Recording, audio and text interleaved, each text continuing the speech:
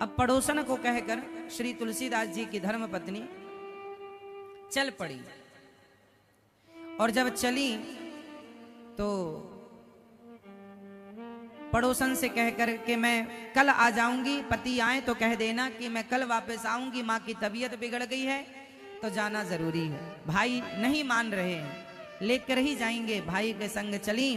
तुलसीदास जी आए, पड़ोसन ने कहा कि आपकी पत्नी को तो भाई आए थे उनके लिवाने, आपके साले लेकर गए, आपकी सास की तबीयत बहुत ज्यादा खराब है। तुलसीदास जी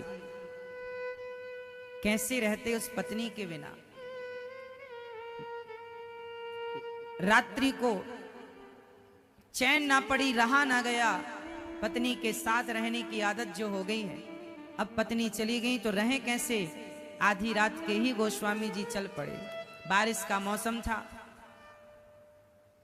नदी में बाढ़ थी, नाव थी नहीं, तो मुर्दे को नाव समझकर पार कर लिया। पत्नी के कमरे में सांप चढ़ रहा था तो सांप को रस्सी समझकर चले गए। पत्नी से कहा मैं आ गया। पत्नी ने कहा स्वामी आप यहां आ गए, क्या आप रात रुक नहीं सकते थे। तुलसीदास जी बोले कैसे रुकते, तुमसे मैं बहुत प्यार करता हूं, तुम्हारे बिना रह नहीं सकता, तुम्हें देखे बिना मुझे चैन नहीं पड़ता, तुम्हें छुए बिना मैं रह नहीं सकता। गोस्वामी तुलसीदास जी जब ये बातें कह रहे थे तो पत्नी ने कह दिया स्वामी जी इस हाड़ मांस के शरीर से जितना प्यार करते हैं, इतना प्यार यदि रघुनाथ से किया होता तो आपकी नैया पार हो जाती स्वामी जी। बस ये कहना था कि गोस्वामी श्री तुलसीदास जी की आंखें उनकी धर्म पत्नी ने खोल दी और उल्टे पांव गोस्वामी जी चल पड़े। ठीक कहा मेरी पत्नी ने कि हाड़ मांस के शरीर से जितना प्यार है, इतना यदि भगवान से होता तो कितना अच्छा होता। संसार के वस्तुओं से हम कितना प्यार करते हैं, संसार की वस्तुओं से हम कितने अटैच हो जाते हैं, रह नहीं पाते। तुम्हारे बिना कैसे रहेंगे, तुम्हारे बिना कैसे रहेंगे। लेकिन क्या करें, रहना तो पड़ता है।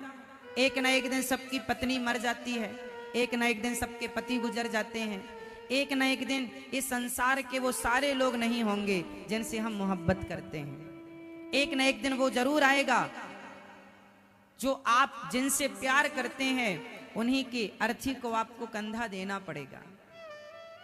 ये सच्चाई है। इसलिए शास्त्र, अब गोस्वामी तुलसीदास जी रामचरितमानस में क्या लिखेंगे, जिन्हें पत्नी से ज्ञान मिल गया वो पूरे रामचरितमानस में क्या लिखेंगे। क्या वो कभी ये कहेंगे कि तुम संसार से मोहब्बत करो। संसार से प्यार करना सिर्फ रोना है।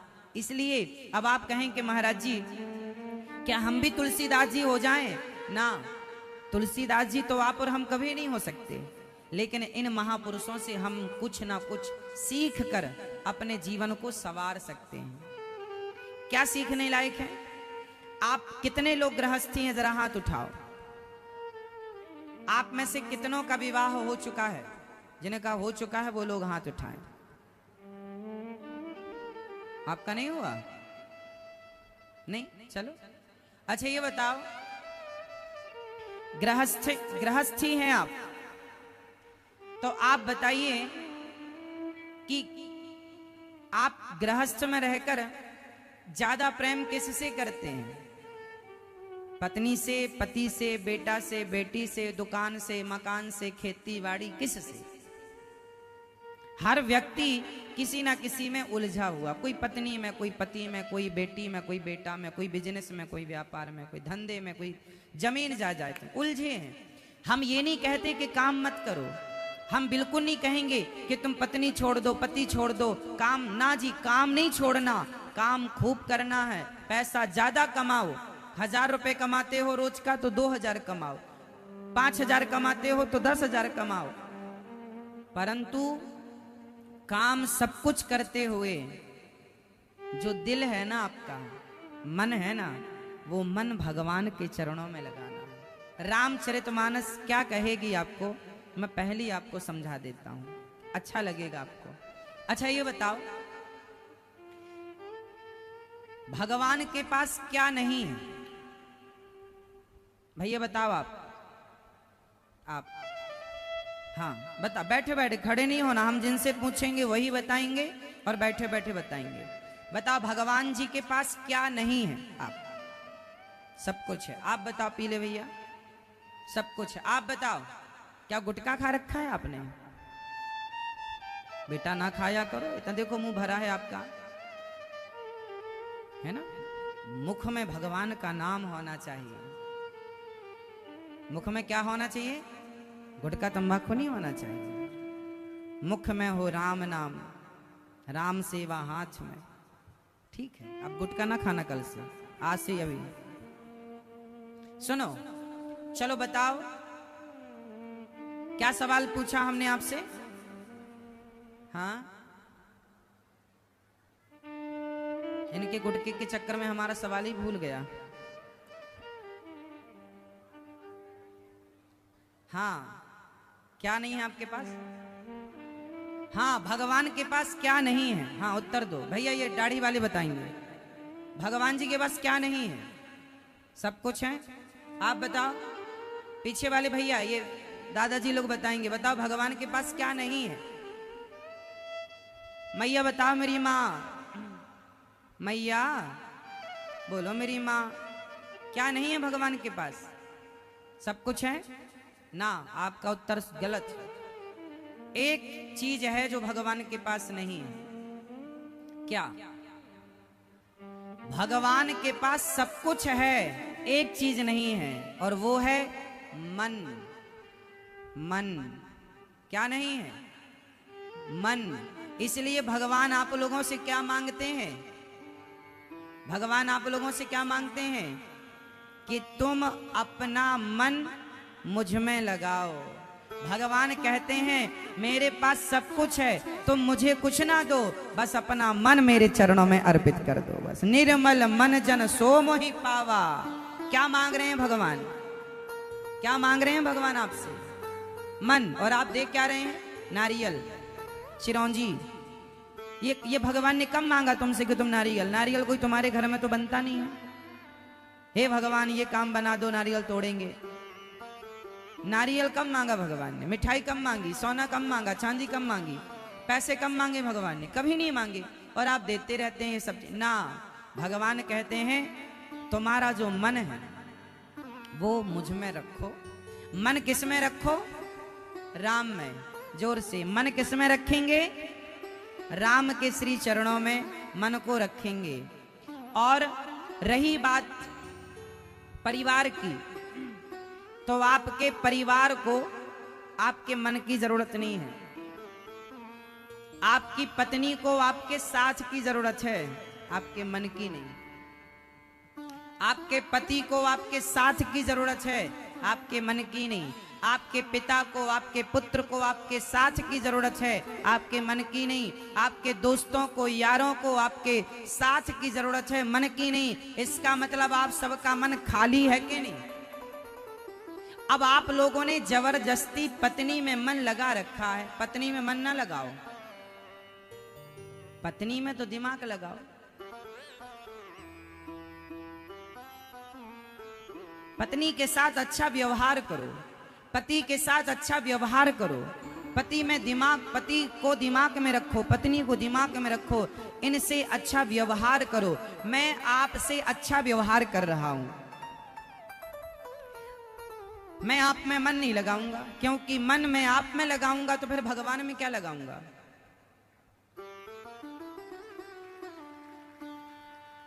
इसलिए मैं आपके साथ क्या करूंगा? अच्छा व्यवहार। आप किससे खुश होंगे? मैं आपसे प्यार करने लग जाऊं, मैं आपसे बहुत प्यार करता हूं, है ना, इससे कोई लाभ नहीं। मैं आपके साथ अच्छा व्यवहार करूं। कैसा?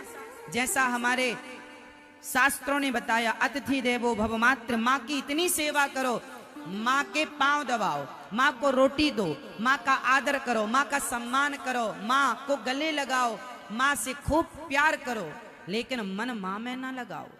माँ के चरण दबाते हुए मन प्रभु के चरणों में लगा कर ये भाव रखो कि हम ये चरण भगवान के दबा रहे हैं, माँ के नहीं। पिता के पांव दबाओ तो भाव ये रखो कि हम भगवान के चरण दबा रहे हैं। कोई भी काम करो, कहीं भी रहो, आपके मन की किसी को जरूरत नहीं है। रत्ती भर आप लगाए हैं वो आपकी अज्ञानता है। संसार का काम मन से नहीं होता। लोग कहते हैं मन लगा के काम करो, मन लगा के काम करो। लोग कहते हैं मन लगाकर पढ़ाई करो। ठीक है, मन लगा के पढ़ाई, ये बात व्यवहार में कही तो जाती है, पर वहां पर एकाग्रता की बात कही जाती है कि भाई पढ़ाई पर ध्यान लगाओ, मतलब ध्यान से पढ़ो, यहां वहां मन का भटकाव ना हो। कुल मिलाकर ये समझ लीजिएगा कि मन की एकाग्रता हर समय आपका साथ देगी। इसलिए मन एकाग्र कब होगा? जब भगवान के चरणों में लगाओगे। भगवान के चरणों में मन लगाओ, संसार के साथ अच्छा व्यवहार करो, तो आपका लोक भी सवर जाएगा और परलोक भी सवर जाएगा। सिस्टम बना हुआ है, आप लोगों ने वहां की चीज यहां कर दी है ना। भाई किसान है, किसान तो होते हैं जो ना, वो किसानों के पास ट्रैक्टर होता है, ट्रॉली होती है, तो ट्रैक्टर में गाड़ियों में गियर होता है। आगे बढ़ने के लिए भी एक गियर होता है और पीछे जाने के लिए एक रिवर्स गियर होता है। तो ये आपको पता होना चाहिए कि किस गियर से गाड़ी आगे जाती है और किस गियर से गाड़ी पीछे जाती है। अब आपने पीछे का रिवर्स लगा रखा है और कह रहे हैं गुरुजी हमारी गाड़ी तो आगे जा ही नहीं रही है, हमारी गाड़ी तो आगे जा ही नहीं रही। भैया गियर बदलो ना। अब आप बताओ कि आपका मन किस गियर में फंसा हुआ है। यदि पत्नी के गियर में फंस गया, बेटा बेटी के गियर में फंस गया, पड़ोसन के गियर में फंस गया, पड़ोसी के गियर में फंस गया, भ्रष्टाचार के गियर में फंस गया, व्यर्थ की कमाई के गियर में फंस गया, तो वो मन आपका रिवर्स हो गया, वो आपको पीछे ले जाएगा। रावण का मन रिवर्स गियर में लग गया, माता सीता को चुरा लिया, रिवर्स गियर है ना। सोने की लंका में रहने वाला रावण का जब रिवर्स गियर लगा तो गाड़ी आगे गई कि पीछे आ गई? बोलो बोलो। जिस रावण से देवता थर थर कांपते थे, कर जोरे सुरदिशिप विनीता भ्रकुटी बिलोकत सकल सभीता, वो रावण जिसका डंका बजता था इंद्र के पास स्वर्ग में, वो रावण उसके घर में रहा ना को कुल रोब निहारा, कोई रोने वाला नहीं बचा। क्योंकि किस गियर में उसका मन फंस गया? रिवर्स। बोलो हाँ, रिवर्स में गया। तो आपका मन किस गियर में लगा है? पत्नी में लगेगा, पति में लगेगा, परिवार में लगेगा तो ये रिवर्स ले जाएगा, और भगवान में लग जाएगा। विभीषण का मन भगवान में लगा तो घास की झोपड़ी में रहने वाले विभीषण को लंका का राजा बना दिया मेरे राम ने। ये आगे का गियर 5 नंबर पे चल रही गाड़ी।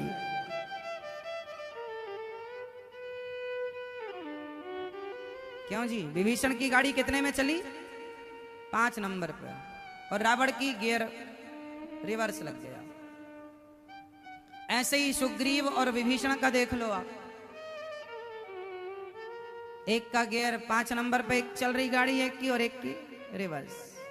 तो अब आप डिसाइड करो कि आपको 5 नंबर पे अपनी गाड़ी चलानी है, तेजी से आगे बढ़ना है या पीछे आना है। यदि पीछे आना है तो आप मन को संसार में लगाओ, और यदि आगे जाना है तो मन भगवान के चरणों में लगा दो। एक भगवान के सिवा आपका मन कहीं ना लगे, और भगवान कहते हैं मेरे पास मन नहीं है, मैं अपने भक्तों के मन से चलता फिरता हूं, मैं अपने भक्तों के मन से अपना काम करता हूं। इसलिए भगवान को भूख है कि मेरा भक्त मुझे केवल मन लगाए, मुझ में, मुझे अपना मन दे। बाकी तन तुम संसार को दे रखो, हमें कोई मतलब नहीं। तन तुम पत्नी को दो, परिवार को दो, पति को दो, बेटा बेटी को दो, माँ बाप को दो। मन, और वो भी मन ऐसा नहीं गंदा, निर्मल मन जन सो मोहि पाए। निर्मल साफ करो, नर्मदा जल से धुल लो मन को। ऐसे गोस्वामी श्री तुलसीदास जी महाराज का मन, जो पत्नी के एक शब्द से उनका मन बदल गया, और पत्नी में लगा हुआ मन, पत्नी से मन को निकाल कर उन्होंने भगवान के चरणों में मन समर्पित कर दिया, और तुलसीदास जी ने अपना मन दे दिया भगवान को। बस इतनी सी बात है कि आपका मन यहां है, वहां दे दीजिए, बस सिंपल है। गोस्वामी जी ने पहला अक्षर लिखा है रामचरितमानस का। पहला अक्षर क्या है बताइए? आप रामचरितमानस पढ़ते हैं? नहीं पढ़ते, क्यों?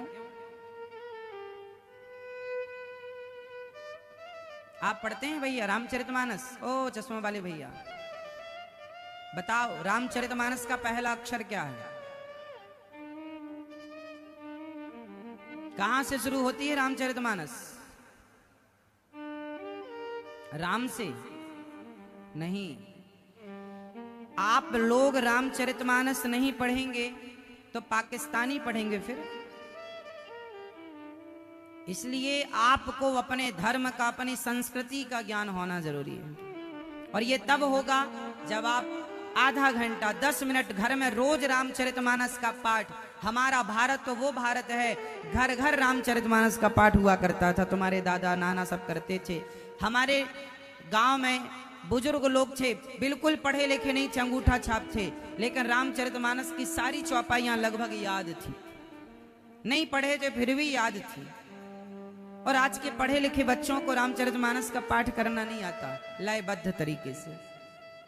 कौन करेगा? ये संस्कृति बूढ़ों के बाद हमारी और आपकी जिम्मेदारी ना है।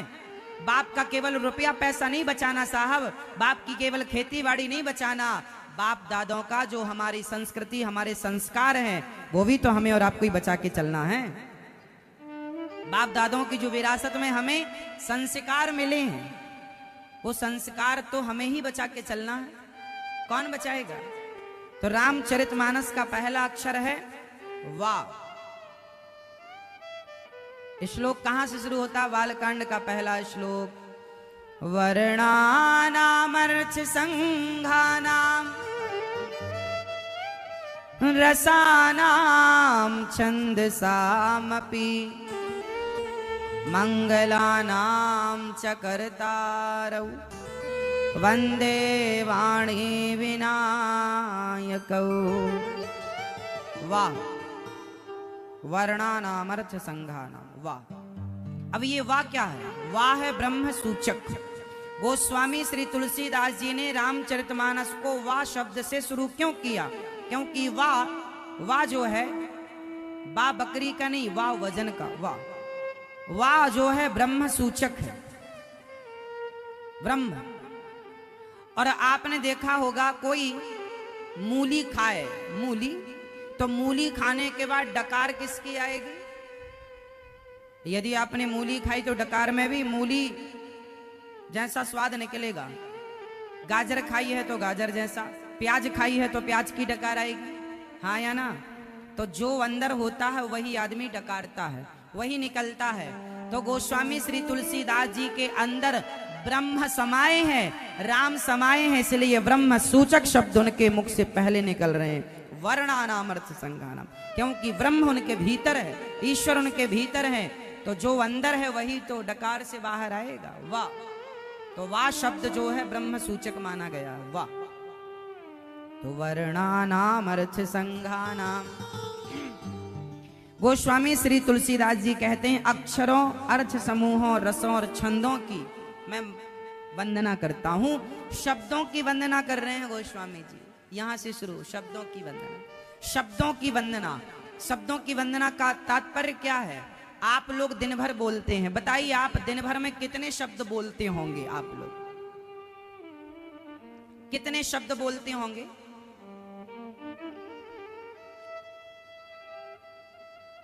आपको पता है?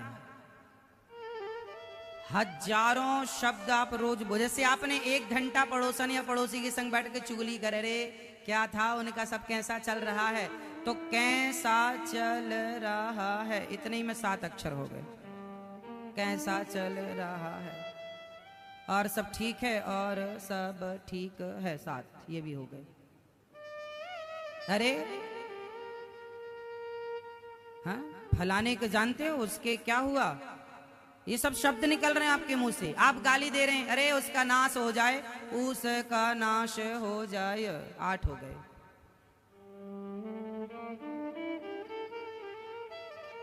आठ हो गए।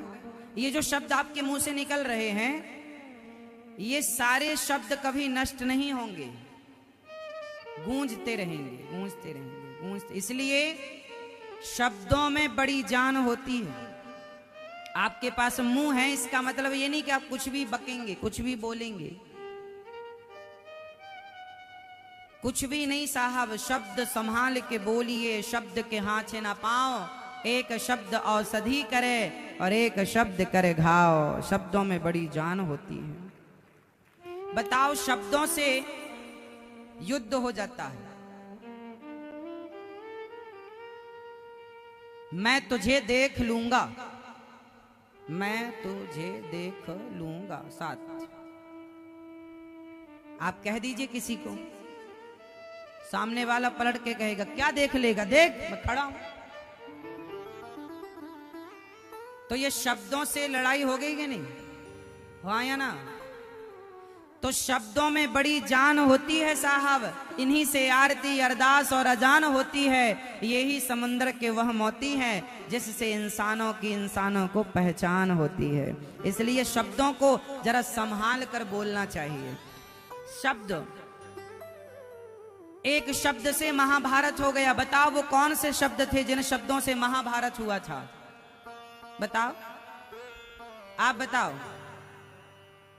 हाँ, द्रौपदी ने कह दिया, अंधों के अंधे होते हैं, अंधों के अंधे होते हैं। 8 अक्षर। इस 8 अक्षर में महाभारत हो गया। बोलो हाँ या ना? इतिहास साक्षी है साहब। इसलिए तुम्हारी वाणी है, इसका मतलब ये नहीं कि तुम कुछ भी बोलोगे।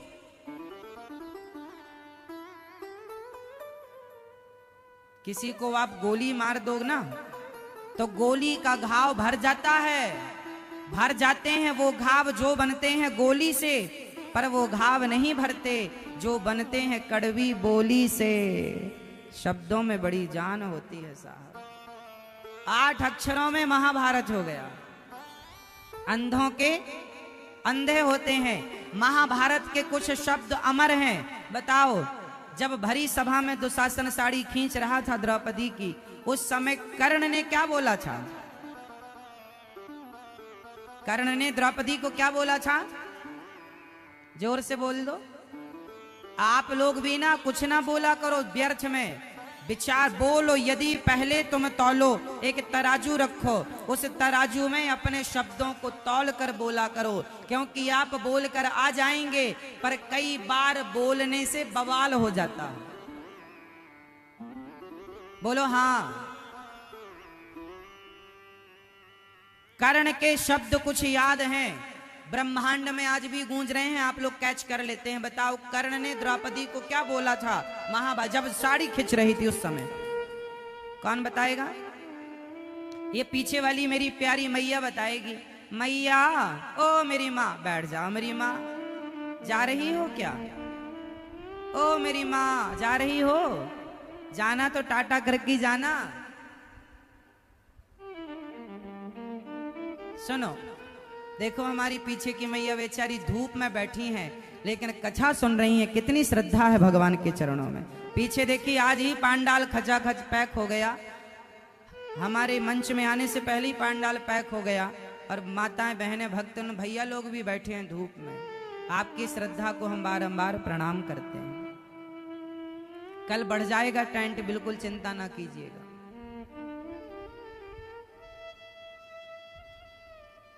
कर्ण ने क्या बोला था? कर्ण ने कहा था, द्रौपदी तेरे तो 5 पति हैं, एक मुझे भी बना ले। जैसे 5 वैसे ही 6, जैसे 5 वैसे 6, 7 अक्षर। जैसे 5 6, बस इतनी सी बात थी। कर्ण ने कह दी। दुर्योधन ने क्या कहा? द्रौपदी आ, मेरी जांघ पर बैठ जा, मेरी जंघा पर बैठ जा। द्रौपदी, द्रौपदी मेरी जंघा पर बैठ जाओ। हो गए 13 अक्षर हो गए। अर्थ क्या निकला? आज भी ये अक्षर गूंज रहे हैं। इसलिए गोस्वामी तुलसीदास जी सबसे पहले अक्षरों को प्रणाम करते हैं कि हे सरस्वती माँ, मेरी वाणी से ऐसा कोई अक्षर ना निकल जाए जिससे समाज में किसी भी प्रकार की अशांति हो। हे प्रभु, ऐसी कृपा बनाए रखना कि मेरे शब्द जोड़ने वाले हों, मेरे शब्द तोड़ने वाले ना हों। मेरे शब्द सुई का काम करें, मेरे शब्द तलवारों का काम ना करें। इसलिए वर्णानाम अर्थ संघानाम रसानाम छंदसामपि मंगलानाम च कर्तारौ वंदे वाणी विनायकौ। शंकर जी को प्रणाम करते हैं। सीताराम गुणग्राम पुण्य अरण्य विहारिण